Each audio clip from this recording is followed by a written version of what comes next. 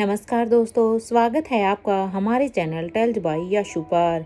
यहाँ पर आपको मिलेंगी रोचक और सस्पेंसफुल कहानियाँ। अगर आपको यहाँ पर हमारी कहानियाँ पसंद आती हैं तो कृपया करके आप हमारी वीडियोस को लाइक करें, इसको अपने दोस्तों को साथ शेयर करें और साथ के साथ अपना कमेंट करना ना भूलें। अगर आप इस चैनल पर नए हैं तो कृपया करके इसे सब्सक्राइब भी करें। आपका ज्यादा समय न लेते हुए चलो आज की कहानी को शुरू करते हैं।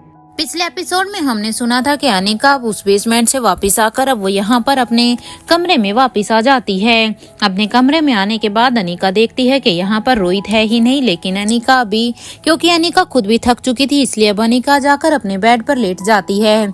जैसे ही अनिका बेड पर जाकर लेटती है तभी उसके फोन बजने लगता है। अनिका ने जब उस फोन को देखा तो अब अनिका जल्दी से अपने फोन को उठाकर देखती है तो ये रोबिन का फोन आ रहा था। अनिका ने अब जल्दी से अपना फोन उठाया और हेलो कहा तो सामने से अब उसे रोबिन की आवाज आती है। अब वो कहता है, वो अब अनिका से कह रहा था कि मैडम ये लोग पेरिस मैनेजमेंट कॉलेज में कुछ बड़ा करने वाले हैं।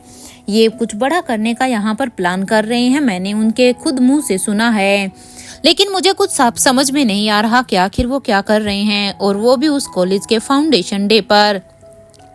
क्योंकि ये तो मैं सुन पाया था कि हाँ वो फाउंडेशन डे पर कुछ करने वाले हैं, लेकिन क्या कैसे इसके बारे में मैं बस थोड़ा बहुत ही बता सकता हूँ मैम। इतना ही नहीं, इस बार वो लोग सिर्फ हथियार से ही नहीं बल्कि वो एक इल्यूजन क्रिएट करेंगे जिससे कि वहां पर एक तबाही सी मचेगी।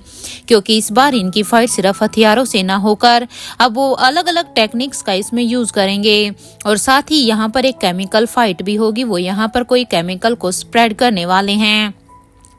मैं आपके नंबर पर उस केमिकल्स के फॉर्मूले को सेंड कर रहा हूँ मैडम। जब ये फॉर्मूला वहां पर बताया जा रहा था तो तब मैंने उसमें से थोड़ा बहुत उनसे चुरा लिया था, इसलिए मैं जितनी जानकारी इकट्ठा कर पाया हूँ इस फॉर्मूले की मैं आपको सेंड कर रहा हूँ। आपको जल्द से जल्द उस फॉर्मूले का एंटीडोट बना लेना चाहिए। मैं यही कहूँगा, क्योंकि ये केमिकल इतना हानिकारक होने वाला है कि अगर ये इस कॉलेज में फैल गया तो अगर हमारे पास इसका एंटीडोट नहीं होगा तो फिर हम लोगों को नहीं बचा पाएंगे। इसलिए आपको जल्द से जल्द इसकी एंटीडोट को बनाना होगा, वरना कॉलेज को बचाना सच में बहुत ही मुश्किल हो जाएगा। और मैडम एक बात और है, यहाँ पर एक औरत आती है जो कि उन्हें हम सब का यहाँ से बाहर निकलना ही बंद कर दिया है। क्योंकि पहले तो हम यहाँ से बाहर निकल ही जाते थे, लेकिन जब से अब वो औरत यहाँ पर आने लगी है तब से उसने हम सब लोगों का, जो भी यहाँ पर काम कर रहे हैं, उन सब का ही यहाँ से बाहर निकलना बंद करवा दिया है। हम सब अब अंदर ही रहते हैं, हमें अंदर ही अपने सारे ही काम को अंजाम देना होता है। और मैडम वो आपको ढूंढ भी रही है, मैंने खुद उसके मुंह से सुना है मैम। मैं इससे ज्यादा आपको अब और कुछ भी नहीं बता सकता हूँ, क्योंकि अब मैं यहाँ से बाहर नहीं जा सकता। इससे पहले कि उस औरत को मुझ पर किसी भी तरह का कोई भी शक हो, मैं अपना फोन कट कर देता हूँ। मैं अब आपको शायद कॉल दोबारा नहीं कर पाऊंगा। मैं अब तक जितनी भी इंफॉर्मेशन इकट्ठी कर पाया हूँ मैंने आपको शेयर कर दिया है। और हाँ मैडम एक बात और है, अक्षय वर्मा अब यहाँ पर नहीं रहता है। पहले वो यहाँ पर रहता था, लेकिन अब वो यहाँ पर नहीं है, वो पता नहीं कहाँ गया। लेकिन यहाँ उसके एब्सेंट में अब ये औरत आती है, क्योंकि जब तक अक्षय वर्मा यहाँ पर आता था तब तक ये औरत मुझे यहाँ पर दिखाई नहीं दी थी। लेकिन जब से अक्षय वर्मा ने यहाँ पर चेक करना बंद किया है तब से ही ये औरत यहाँ पर लगातार आ रही है, जो यहाँ सब कुछ अब संभाल रही है। ये कहते हुए ही अब रोबिन जल्दी से अनिका को बाय बोलता है और अपना फोन को डिस्कनेक्ट कर देता है। और फिर अब वो ब्लैक कैट के उसी नंबर पर अब उस केमिकल के फॉर्मूले को जल्द से जल्द सेंड कर देता है। रोबिन यहाँ पर अपना काम पूरा कर चुका था। वहाँ दूसरी तरफ अनिका ने जब रोबिन के सेंड किए हुए फोटो को बड़े ही ध्यान से देखा, अब वो बड़े ही ध्यान से देखने लगती है। ये देखने के बाद तो अब अनिका अपने फोन से ही स्पेशल डिपार्टमेंट के ऑफिसर्स ग्रुप में अब एक मैसेज ड्रॉप कर देती है, क्योंकि उन फॉर्मूलाज को देखने के बाद अब अनिका समझ जाती है कि सच में ये केमिकल कितना ही खतरनाक होने वाला है यहाँ पर पूरी की पूरी ह्यूमैनिटी के लिए। इसलिए अनिका बिना टाइम वेस्ट किए अब उस ग्रुप में मैसेज डालती है और वो सभी लोगों को कुछ ही देर में वहां पर इस पैलेस में बने हुए मीटिंग हॉल में आने के लिए कहती है। अनिका ये मैसेज लिखते हुए अब अपने बेड से उठकर अब वो भी अपने रूम से बाहर निकलकर जल्दी से मीटिंग हॉल की तरफ जाने लगती है, क्योंकि अनिका ने अब तक इस मैसेज को ग्रुप में सेंड कर दिया था। वहां दूसरी तरफ जहां अनिका एक तरफ मीटिंग के लिए चली जाती है, वहीं दूसरी तरफ स्वाति की गुफा में बूढ़े बाबा अभी गुफा के अंदर आ जाते हैं। अब जब वो बूढ़े बाबा गुफा के अंदर आते हैं तो वो वहां पर स्वाति को देखकर कहते हैं, मैडम मैंने आपका दिया हुआ काम पूरी तरह से पूरा कर दिया है। आपके कहे अनुसार मैंने रेखा मूर्ति को आपके पैलेस में छोड़कर मैं आ गया हूँ, क्योंकि जैसा आपने मुझे कहा था कि रेखा मूर्ति सही सलामत आपके पैलेस में पहुँचनी चाहिए, तो मैं उन्हें पहुँचा चुका हूँ। और इतना ही नहीं मैडम, रोहित सर के आदमियों को भी उसे पैलेस में उनके रूम में छोड़ दिया है। यहाँ पर बूढ़े बाबा उन्हीं आदमियों की बात कर रहे हैं जो यहाँ पर रोहित की सिक्योरिटी के लिए, रोहित और रेखा मूर्ति की सिक्योरिटी के लिए उनके साथ थे। लेकिन क्योंकि रोहित के ऊपर यहाँ पर वार हुआ था, इसलिए अब स्वाति के कहे अनुसार वो रेखा मूर्ति को यहाँ पर उनके पैलेस में भेज देता है और साथ के साथ रोहित के आदमियों को भी सही सलामत वहां तक छोड़कर आ जाता है। और अब बूढ़े बाबा अपनी बात को आगे बढ़ाते हुए कहते हैं, और मैडम आपने जो मुझे वो लेटर के लिए बोला था, उस लेटर को भी मैंने अनिका मैडम के कमरे में रख दिया है, ताकि अनिका को किसी भी तरह का कोई भी शक ना हो। मेरे ख्याल से अब तक तो उन्होंने उस लेटर को पढ़ भी लिया होगा। बूढ़े बाबा की ये बात सुनकर अब स्वाति कहती है कि अच्छा किया है तुमने, बस अनिका को ये शक ना हो कि वो हैंडराइटिंग रोहित की ना होकर वो हैंडराइटिंग मेरी थी, कि मैंने ही उन्हें रोहित के बारे में, उस इंपीरियल ग्रुप के बारे में बिजी रहने के लिए मैंने ही वो लेटर लिखा है। अनिका को कभी भी इस बारे में पता नहीं चलना चाहिए। ये कहते हुए ही अब स्वाति अपने सामने लेटे हुए रोहित मारवा की तरफ देखती है। अब वो रोहित को देखते हुए अब वो उससे कहती है कि मुझे माफ कर दो रोहित बेटा, अगर मैंने तुम्हें शीला का सच पहले ही बता दिया होता तो आज शायद वो ये सब नहीं कर पाती, आज तुम्हारे साथ ये सब नहीं होता। तुम तो उसे दमयंती और उसकी स्त्री सिपाहियों से बचाने के लिए ही वहां पर गए थे, लेकिन तुम्हें क्या पता था कि जिसे तुम बचा रहे हो वो वही ही तुम्हें मारना चाहती है। दरअसल स्वाति मल्होत्रा यहाँ पर अब शीला की चाल के बारे में अब बताते हुए रोहित को ये सब कहती है। स्वाति की बात को सुनने के बाद अब बूढ़े बाबा भी कहते हैं, मैडम सालों पहले आपकी बहन ने आपके साथ भी यही किया था और अब उन्होंने रोहित के साथ भी अब यही सब किया है। आपकी बहन ने आपके साथ ये कहा था तब अनिका बेटी आपके पेट में थी। बूढ़े बाबा की ये बात सुनकर अब स्वाति कहती है कि कायर है वो, और वो कायरों की तरह ही बस पीठ पीछे ही वार करना जानती है, जो उसने आज भी किया है। काश मैं पहले से ही रोहित को इस चीज के लिए सचेत कर पाती कि शीला मौसी उनकी कोई अपनी नहीं है। अगर शीला को बचाने के लिए रोहित वहां पर नहीं जाता तो आज रोहित की ये हालत नहीं होती। दरअसल जब रोहित मारवा यहाँ पर राजमहल से रेखा मौसी के साथ वहां पर वापिस अपने पैलेस की तरफ जा रहा था, तो वहां पर रास्ते में उसे शीला दिखाई देती है, जो कि अब एकदम से रोहित की गाड़ी के सामने आ जाती है। शीला दौड़ते हुए उसकी गाड़ी के सामने आती है और वो रोहित से कहती है कि दमयंती और उसकी सिपाहियां मेरे पीछे लगी हुई है, इसलिए मुझे बचा लो। शीला को ऐसे देखकर अब रोहित भी अपनी गाड़ी को रोक देता है, और जैसे ही रोहित यहाँ पर अपनी गाड़ी को रोकता है तो दमयंती और उसकी स्त्री सिपाहियां शीला के साथ उसके ऊपर वार कर देती है।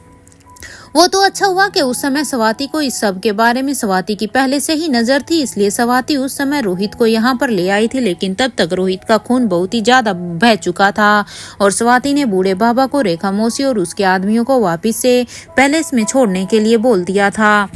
अपने स्वाति अब बूढ़े बाबा को फिर से अपनी बात को आगे बढ़ाते हुए कहती है कि सालों पहले भी उसने यही सब किया था और आज मेरी बेटी से उसका प्यार दूर करना चाहती है वो। अरे उसने एक बार भी ये नहीं सोचा कि अनिका का उसके साथ भी तो कोई ना कोई रिश्ता है, और रोहित मारवा अनिका का पति है तो वो उससे उसके पति को दूर क्यों करना चाहती है। स्वाति की ये बात सुनकर अब बूढ़े बाबा कहते हैं, मैडम रोहित सर की हार्ट रेट को नॉर्मल होने में कितना वक्त और लगेगा, जिससे कि आप उनका ऑपरेशन शुरू कर सकती हैं, क्योंकि जब तक रोहित सर की हार्ट रेट बिल्कुल नॉर्मल नहीं आ जाती तब तक तो शायद आप उनका ऑपरेशन भी शुरू नहीं कर सकती, और उनका ब्लड लॉस बहुत ही ज्यादा हो चुका है। बड़े बाबा की ये बात सुनकर अब स्वाति मल्होत्रा कहती है कि थोड़ा सा वक्त और लगेगा इसमें।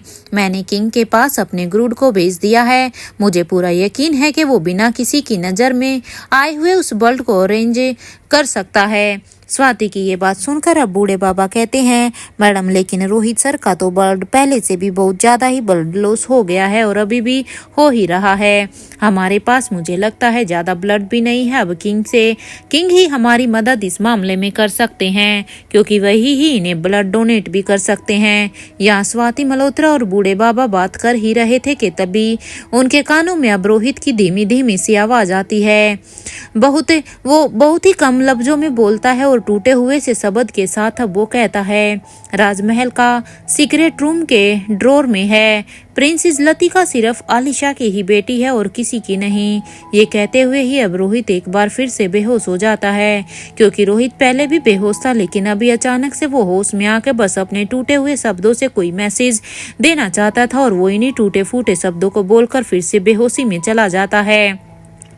स्वाति मल्होत्रा ने जब रोहित की ये धीमी धीमी बात ध्यान से सुनी तो उसने कहा कि ये कहना क्या चाहता है, क्या कोई ऐसी बात है जो हमें पता होनी चाहिए और ये किस बारे में बात कर रहा है।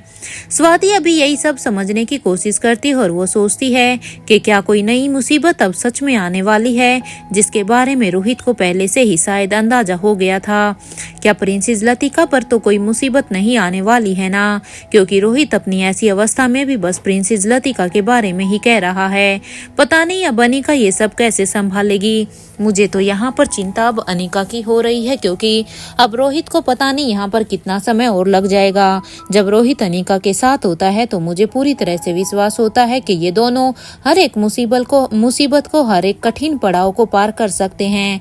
लेकिन अब ये जंग शायद अनिका के लिए थोड़ी सी मुश्किल होने वाली है, क्योंकि अब अनिका को अकेले ही सब कुछ संभालना होगा। मुझे तो अब तक ये भी समझ में नहीं आ रहा है कि आखिर रोहित किस बारे में बात करने वाला है। मुझे अब लग रहा है कि शायद अब वो कठिन समय आ गया है जिसके लिए अब अनिका को पूरी तरह से तैयार होना चाहिए। स्वाति यहाँ पर अभी यही सब सोच रही थी कि तभी अचानक से अब उसके कानों में एक चॉपर के आने की आवाज सुनाई देती है। वो चॉपर की आवाज सुनने में ऐसा लग रहा था जैसे वो यहाँ पर इसी गुफा के पास ही आ रही है, क्योंकि उस चॉपर की आवाज धीरे धीरे अब बढ़ती ही जा रही थी। पहले तो स्वाति मल्होत्रा एकदम से ही हैरान हो जाती है कि ये कौन था और कौन है जिसे यहाँ पर स्वाति मल्होत्रा के होने का राज पता चल गया है, क्योंकि 30 सालों तक तो किसी को भी स्वाति मल्होत्रा के इस जगह के बारे में पता नहीं चला। स्वाति मल्होत्रा इन पिछले 30 सालों में जहाँ भी रही है कि उसके किसी भी पैलेस तक, किसी भी स्थान तक कोई भी नहीं पहुँच पाया। लेकिन आज आखिर ऐसा कौन पैदा हो गया जिसने आज उसका पता कर लिया। स्वाति अब हैरानी से यही सोचती है। स्वाति अब बूढ़े बाबा को भी अलर्ट होने के लिए कह देती है कि अगर कोई सच में हमारी तरफ बढ़ रहा है तो हमें अलर्ट होना चाहिए। हमें किसी भी हालत में उनके सामने नहीं जाना चाहिए। इससे पहले कि स्वाति उस गुफा को पूरी तरह से बंद कर देती कि तभी उसकी नजर अब सामने से आ रहे किंग पर जाती है, क्योंकि ये चॉपर किसी और का नहीं बल्कि किंग का था। क्योंकि जैसे ही स्वाति मल्होत्रा ने गरुड़ को किंग के पास भेजा और उसने रोहित की हालत उस गरुड़ के द्वारा उसे बताई, तो किंग अपने आप को आज रोक नहीं पाए। इसलिए किंग आज यहाँ पर खुद ही चॉपर से स्वाति की गुफा तक पहुंच गए थे। किंग को वहां पर देखकर अब स्वाति फटी हुई आंखों से बस किंग को ही देख रही थी। स्वाति मल्होत्रा आज किंग को यहाँ पर अपनी गुफा के पास देखकर बहुत ही हैरान थी। उसे कुछ भी समझ नहीं आ रहा था। वो सोच रही थी कि कितने सालों बाद ही आज वो यहाँ पर किंग को देख रही है। हालांकि स्वाति मल्होत्रा ने न जाने कितनी ही बार किंग से मिलना चाहा था, उसने कितनी ही बार किंग से कांटेक्ट करना चाहा था उससे मिलने के लिए, लेकिन हर बार किंग ने अपनी लोकेशन को स्वाति मल्होत्रा को बताने से मना किया और वो इवन आज तक स्वाति मल्होत्रा से मिला भी नहीं, चाहे स्वाति मल्होत्रा ने उसके लिए कितनी ही कोशिशें क्यों ना की हो। को ऐसे अपनी गुफा की तरफ आता हुआ देखकर अब तो स्वाति के मल्होत्रा के कदम भी अब अपने आप ही किंग की तरफ ही बढ़ने लगे थे। अब स्वाति मल्होत्रा किंग के सामने थी और वो किंग से उसके सामने जाकर कहती है, आप यहाँ कैसे इतने समय के बाद। स्वाति के सवाल को अब इग्नोर करते हुए अब किंग अपने स्टैचू को देखते हुए ही कहता है, इसे पहले वो चीज दे दो जो इसने यहाँ पर मंगाई है। किंग की कमांड पर अब वो स्टैचू भी एक कोल्ड स्टोरेज बॉक्स को अपने हाथ में लेकर आती है और फिर वो अब उसे बूढ़े बाबा को देते हुए कहती है, ये हमारे युवराज के लिए ब्लड है जो आप लोगों ने हमसे मंगाया था। बूढ़े बाबा भी अब उस स्टैचू के हाथ से अब उस बॉक्स को लेकर अब उसे गुफा के अंदर लेकर चले जाते हैं। बूढ़े बाबा जैसे ही गुफा की तरफ जाते हैं, यहाँ स्वाति मल्होत्रा और किंग अब दोनों ही एक दूसरे को ही बड़ी ही हैरानी से देख रहे थे। स्वाति मल्होत्रा यहाँ से न जाने कितने ही सवालों को किंग से पूछना चाहती थी, लेकिन यहाँ किंग ने अब किसी भी सवाल का उसके सवालों को देखते हुए अब वो हैरानी से सीधे ही अब स्वाति मल्होत्रा से बिना हाय हेलो किए सीधे ही अब अपनी एक अटैकिंग पोजीशन ले लेते हैं। उन्हें ऐसे अटैकिंग पोजीशन लेकर देता हुआ देखकर ऐसा लग रहा था जैसे आज वो यहाँ पर स्वाति मल्होत्रा से फिर से अपनी वही अधूरी फाइट को करने आए हैं। अब किंग वहां पर स्वाति मल्होत्रा पर अटैक करने के लिए पूरी तरह से रेडी थे। किंग को अब ऐसे अटैकिंग पोजीशन में देखकर तो अब स्वाति मल्होत्रा अपने मन में ही यही सोच रही थी कि सच में कैसा आदमी है ये बूढ़ा खड़ूस। ये इंसान वहां पर इसका बच्चा जिंदगी और मौत से लड़ रहा है और इन्हें अभी भी मुझसे फाइट ही करनी है। सच में इस इंसान को समझना कितना इम्पॉसिबल है। यहाँ स्वाति भी अभी किंग को देखते हुए वो अपनी अटैकिंग पोजीशन ले लेती है, क्योंकि अगर किंग ने अटैकिंग पोजीशन ले ली थी तो स्वाति को भी अब हर हाल में खुद को भी डिफेंस करना था और किंग के साथ फाइट भी करनी थी। वो समझ जाती है कि वो इसके साथ अब यहाँ पर फाइट करने वाले हैं। कुछ ही देर में अब दोनों के बीच में एक जबरदस्त फाइटिंग मैच स्टार्ट हो जाता है। किंग और स्वाति के बीच इस फाइट को देखकर तो सिर्फ बूढ़े बाबा और वो वहां पर स्टैचू वो दोनों ही अब हैरान ही थे। वो दोनों ही हैरान भी थे, बल्कि उन दोनों को ऐसा लग रहा था कि पंछी और उस जंगल में रहने वाले जानवर भी अब उनके पास आ गए थे आज इस फाइट को देखने के लिए। उन्हें दोनों को फाइट करता हुआ देखकर ऐसा लग रहा था कि दो नेचर लवर एक दूसरे के साथ फाइट कर रहे हैं और पूरी ही प्रकृति इस फाइट को देखकर अब बहुत ही एंजॉय कर रही है, क्योंकि इन दोनों के बीच की फाइट बड़ी ही जबरदस्त थी।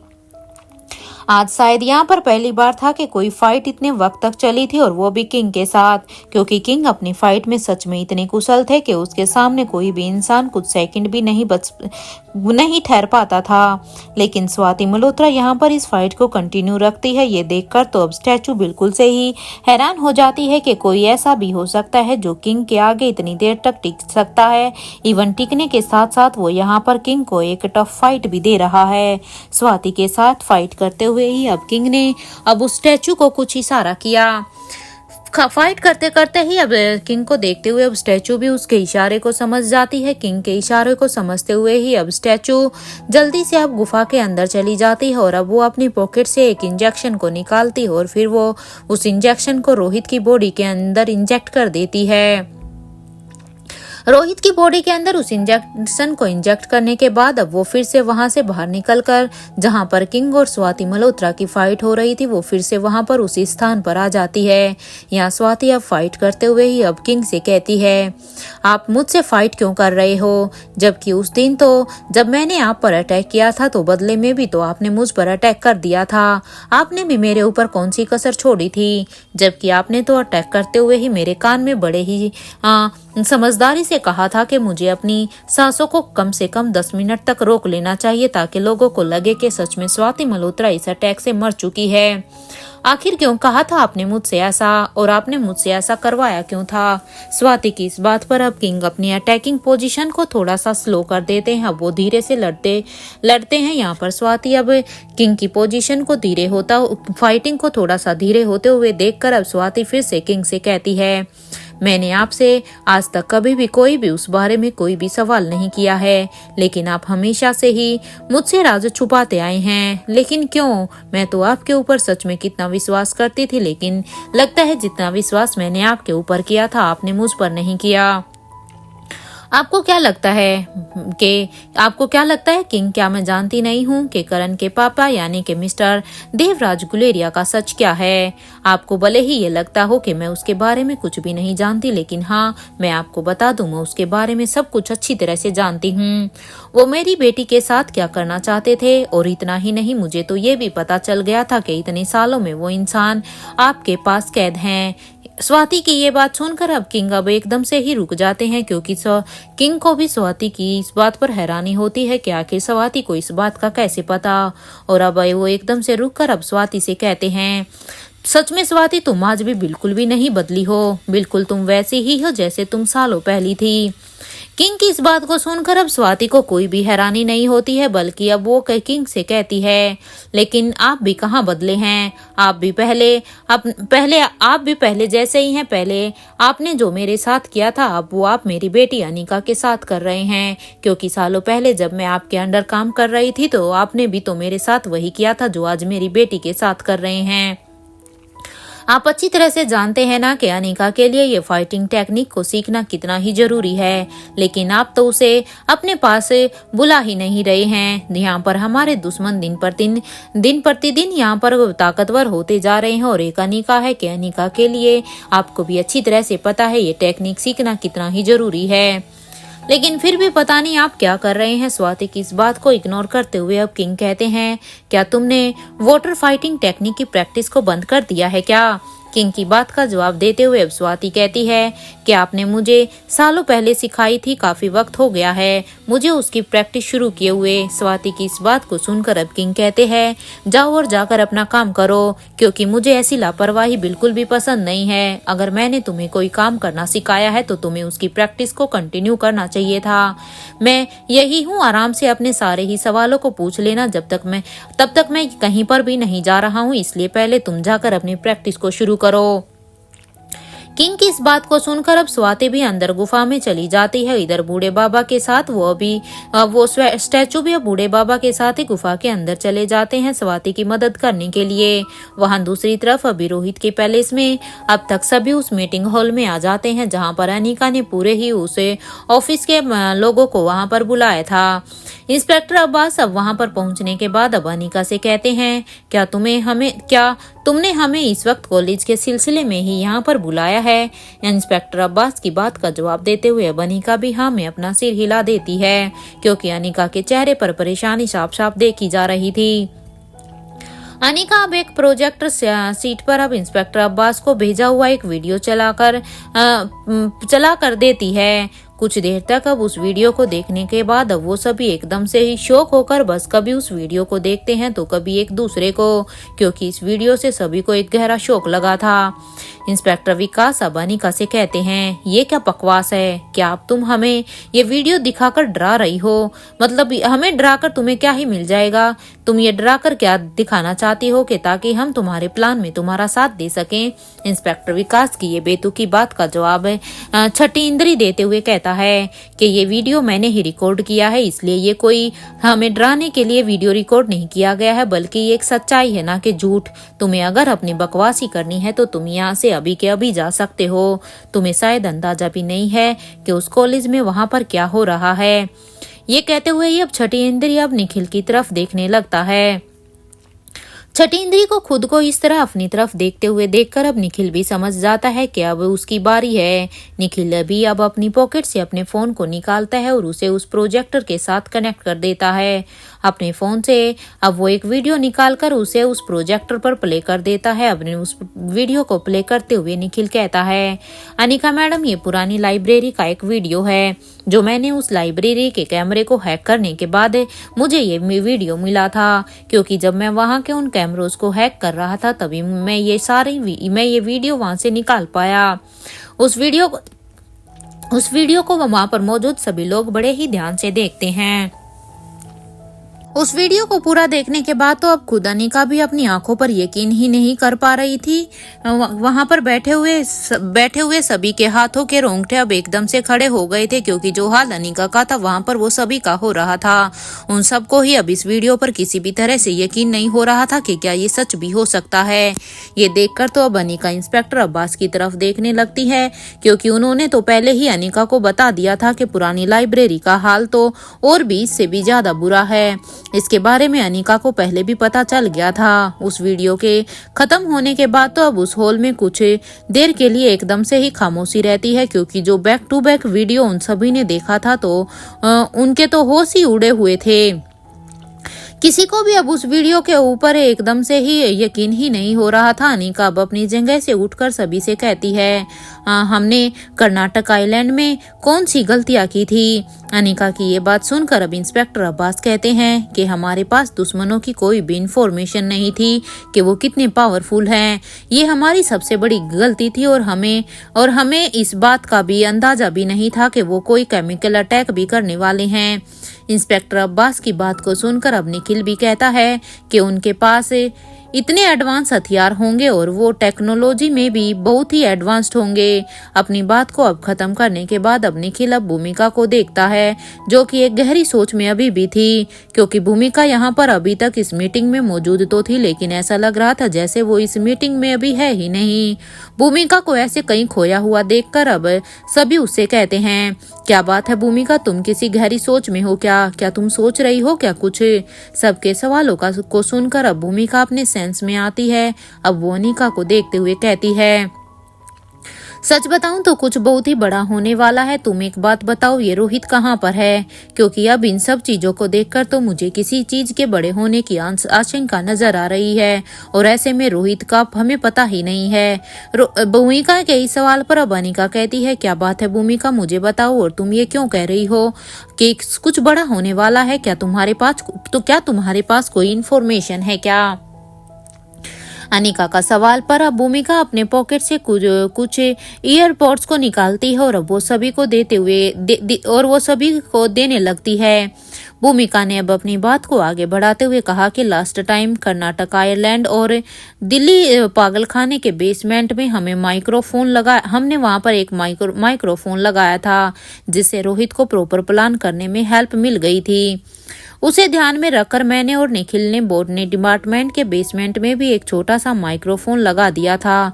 आई होप इससे हमें काफी हेल्प हो जाएगी कि एग्जैक्टली वो लोग क्या प्लान कर रहे हैं। वहां पर हो रही प्लानिंग हम यहाँ पर आसानी से इन एयरपोर्ट्स के जरिए सुन सकते हैं। अपनी बात को पूरा करने के बाद अब भूमिका सभी की तरफ देखने लगती है, तो सभी अब उसे एक इम्प्रेसिव लुक दे रहे थे, क्योंकि सच में किसी ने भी नहीं सोचा था कि भूमिका इतना आगे निकल चुकी होगी, कि वो इतना आगे का सोच चुकी है। अनिका अब सबसे कहती है कि अच्छा हुआ कि रोहित ने आप सबको भी उस कॉलेज में जॉब अलॉट कर दी थी, क्योंकि ये हमारे लिए सच में एक अपॉर्चुनिटी है, क्योंकि अब हम सब लोग एक साथ हैं और हम सब लोगों ने अपने काम को बखूबी किया है, किसी ने कुछ तो किसी ने कुछ। इससे पहले कि अनिका इस मीटिंग को आगे बढ़ाती के तभी उनके कानों में अब इंस्पेक्टर अब्बास की आवाज आती है। इंस्पेक्टर विकास की आवाज आती है कि मुझे तो समझ में ही नहीं आता है कि आप सभी मिस्टर रोहित मारवा को इतनी इम्पोर्टेंस क्यों दे रहे हैं। जहां पर ये लोग इसे मिशन के लिए पूरी तरह से तैयार होने की बात कर रहे थे, वहां पर इंस्पेक्टर विकास तो अपनी अलग ही खिचड़ी पकाने में लगे हुए थे। वो तो बस अब इसी बात को पकड़कर बैठ गए थे कि भूमिका ने यहाँ पर रोहित के न होने की बात कही थी। पहले उसे अनिका से भी चिढ़ होती थी और अब साथ के साथ उसे अब रोहित से भी चिढ़ होने लगी थी।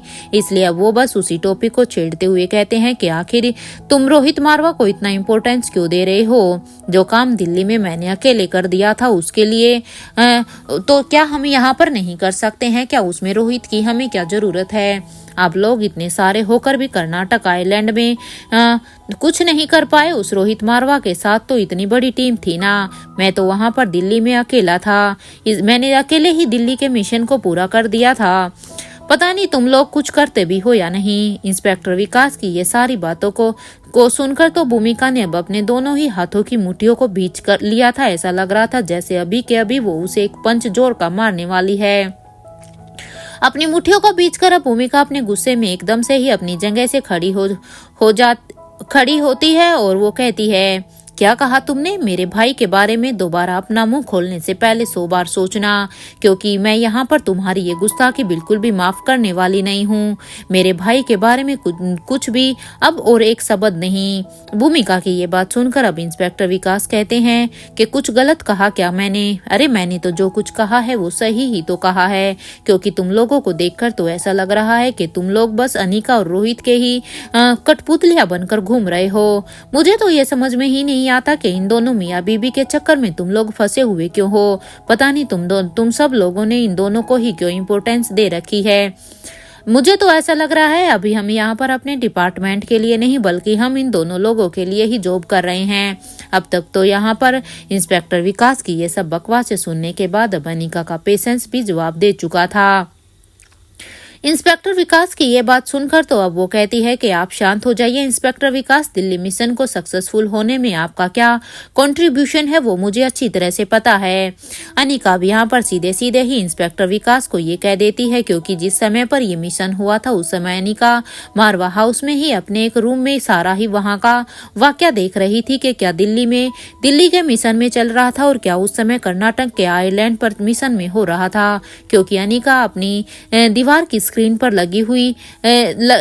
पर लगी स्क्रीन से ये सब देख रही थी। इसलिए अनिका को इंस्पेक्टर विकास का कंट्रीब्यूशन अच्छे से पता था। अनिका की ये बात सुनते ही अब इंस्पेक्टर अब्बास भी अनिका की तरफ देखने लगते हैं। यहाँ अनिका अब अपनी बात को आगे बढ़ाते हुए कहती है कि भूमिका ने ऑलरेडी हमारा काम काफी कम कर दिया है। अब हमें उन लोगों के ब्लड सैंपल मिल जाए तो हम आगे की प्लानिंग को अब कर सकते हैं।